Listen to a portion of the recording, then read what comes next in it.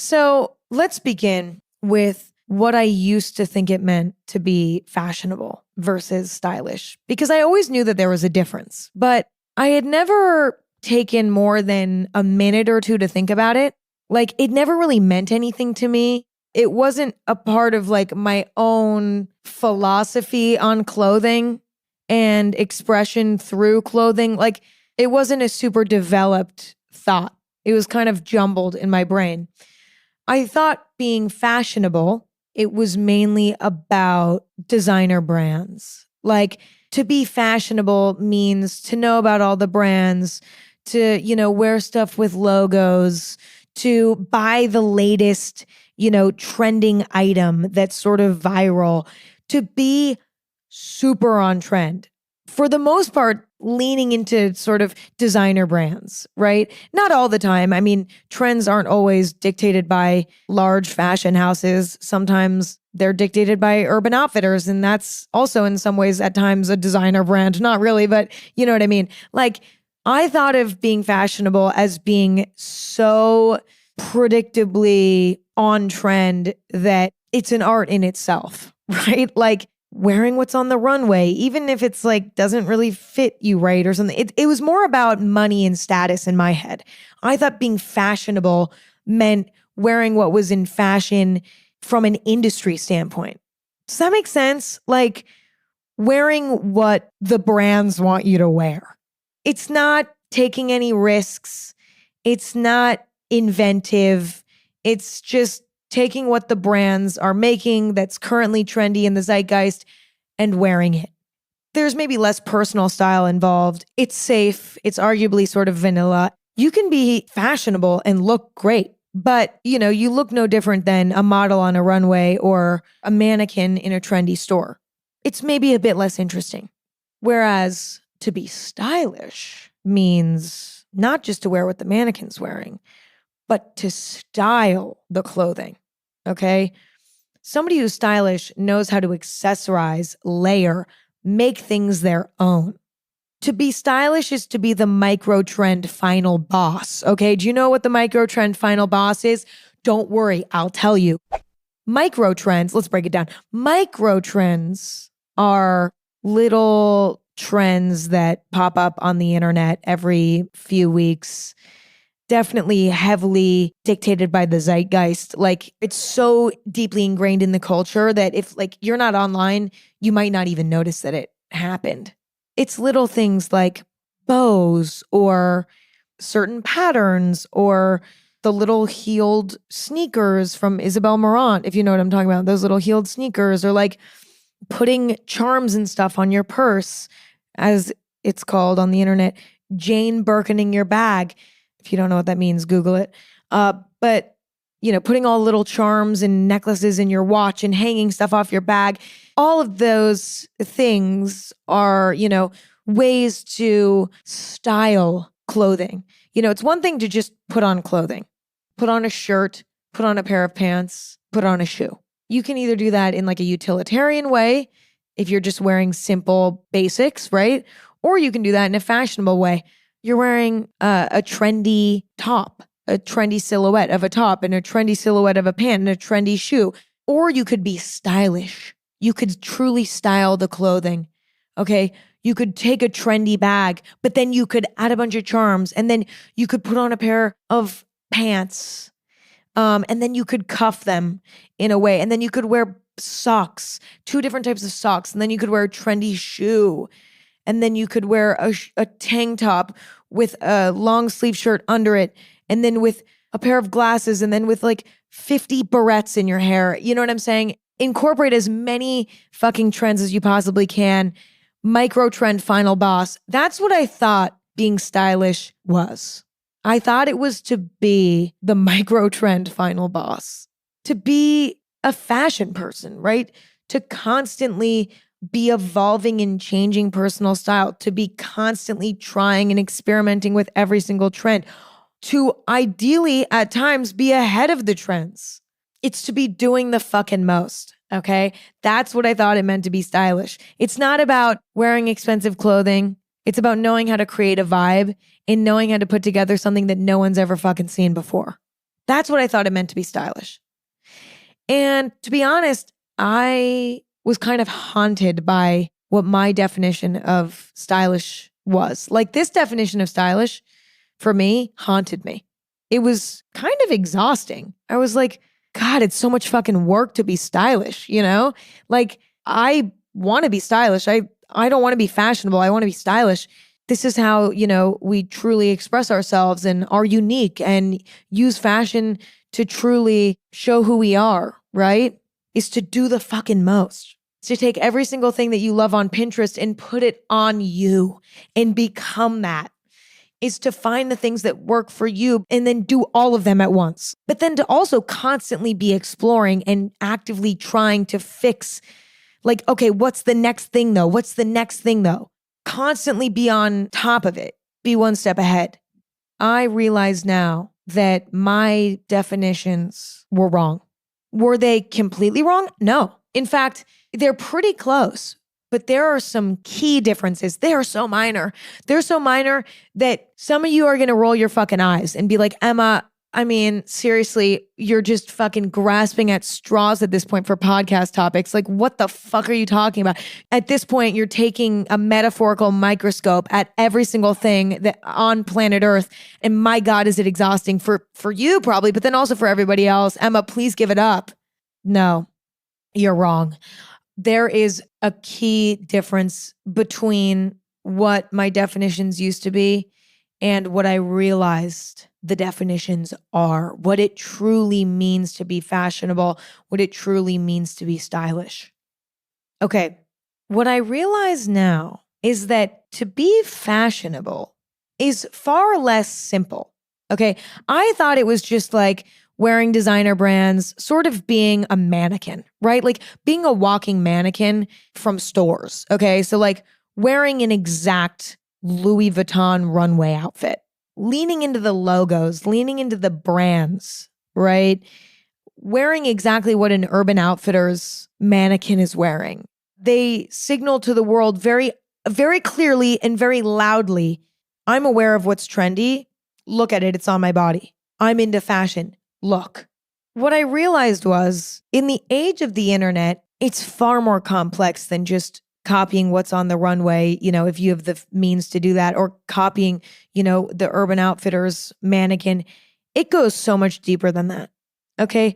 Being fashionable today just means being chronically on trend, whatever that means at any given moment. And nowadays, the internet has such a fucking chokehold on fashion trends. Like the internet has its own trend cycle sort of situation that a lot of times the brands can't even keep up with. Okay. The brands can't even produce fast enough. The fashion kids online are so fucking fast. They're not even waiting for shit to be produced anymore. They're making it happen themselves. They're, making certain references go viral, and then they're making it go mainstream before the Urban Outfitters of the world even catch on. So like at times, certain individuals may rely on designer brands to be fashionable. They may rely on the prestige of designer brands to portray an interest in fashion that is merely just that, sort of an interest in fashion, not really a sense of personal style. That definitely exists and falls into the category of maybe a fashionable person, somebody who is into fashion. But that's not it. I used to think that, relying on designer brands, relying on companies who are on trend, that was the definition of being somebody who's simply just fashionable. But I realize now that that's not necessarily it. Like right now, thrifting, secondhand shopping, vintage clothing is trending. So it's sort of like now everything's fair game because of the internet, I think.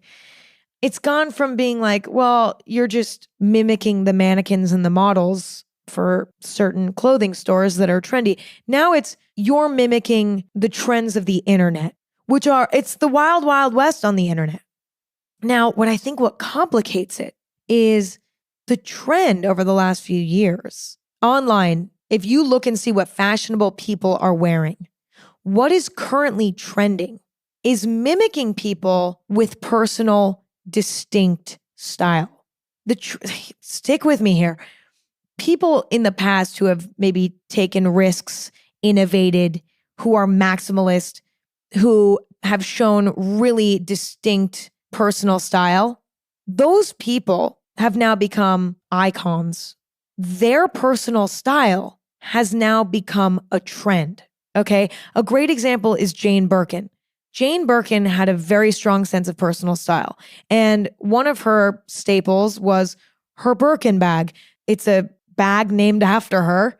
She wears this bag every day and she dangles a bunch of stuff off of it. You know, many of you know this if you're into fashion, but if you don't, then here I am explaining it again. She would like hang necklaces off of it, charms off of it, her watch off of it, all these different things, right? And it was such a distinct Jane Birkin thing. Like nobody else was really doing that. Like it was very unique to her. She had personal style, and that was one of the key elements. And now that is a trend. Another example would be like, you know, a lot of artists in the past have had sort of a certain like aesthetic. We've seen so many cool people on Pinterest, you know, wearing sort of an odd, unusual outfit, but it's so intriguing and it's so cool. But now that is the trend. I don't know how to explain this, but it's like now the trend is to mimic people who have distinct personal style.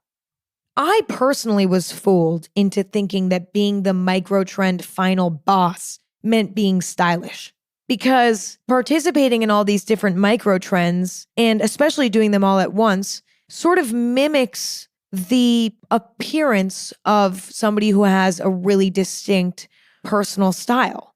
But now it's trendy and the outfits are being done over and over again. It's not stylish.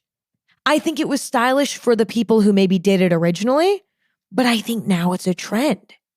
And so now more than ever, I think it's challenging to be stylish, and being stylish meaning having a sense of personal style that is unique to you, that sort of in some cosmic way is just you. That's harder than ever because the trend is to fabricate having personal style by copying people who do. Now, there's nothing, the way I'm discussing this is making it sound sinister. It is not. We can wear whatever the fuck we want. We can copy people when it comes to style. I mean, as long as we don't take credit, right? We should give credit where it's due.